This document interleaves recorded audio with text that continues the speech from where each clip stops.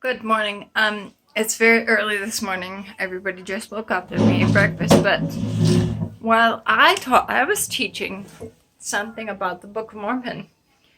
Joseph was frustrated with me because he didn't think I gave him enough time to answer the question, which led to him teaching me something, and it was really cool, so I wanted to share it. What it was Joseph says, okay, you see how I can see the room right now? He says, and he went and stood at the one side of the room. I'll see if I can show it.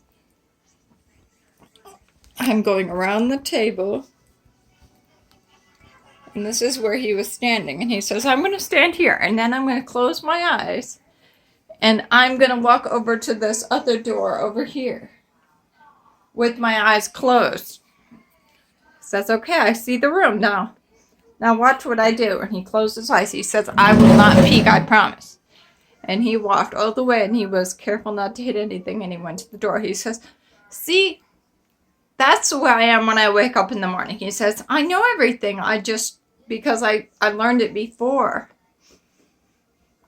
So when you ask me a question, it takes my mind a minute because its eyes are closed and it's not awake yet. It takes me a while to give you the answer. And it's very, very frustrating when you give me the answer beforehand. But I thought he just wasn't listening to me because I asked a question and I didn't hear anything in return. And I said, well, I'm waiting until I hear an answer. And he was mad because he's like, yeah, that's exactly what I thought. Anyway, so I thought that was a really cool lesson. You could interpret it. That's how I interpreted it. But you could interpret it in lots of different ways. It was cool though. He continued to say to me as I had already left the door. I was going to get my car and park it over closer because my husband left to work, so I can park closer to the house now. And he stood there and he closed his eyes and he put his hands out in front of him and marched in place. He says, you see what I'm doing? That's the same kind of thing. I don't remember what it's called. And I said, proprioception? He says, yeah. He says, that's the same thing. He says, once you look at things and you have a map in your brain, so you don't even need your eyes anymore.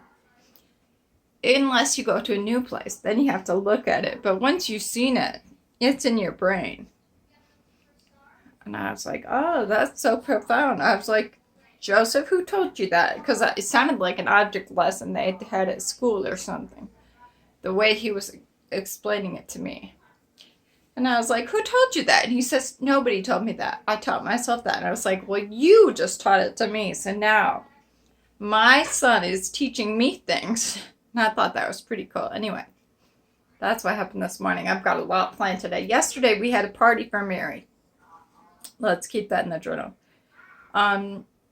It was at the Classic Skating Center, and the kids tried to skate, but they fell down in their butts a few times, and we're like, well, there weren't enough kids to have a party, so we just played, and I was like, well, everybody pick one activity, and we'll go pay for that, and everybody will get to play one activity. So they went to the bounce house, and they bounced.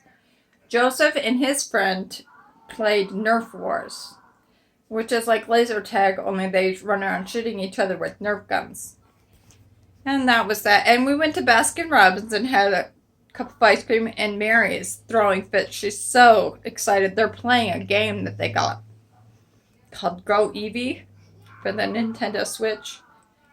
I'm getting battery alerts. Okay, I better go. Bye.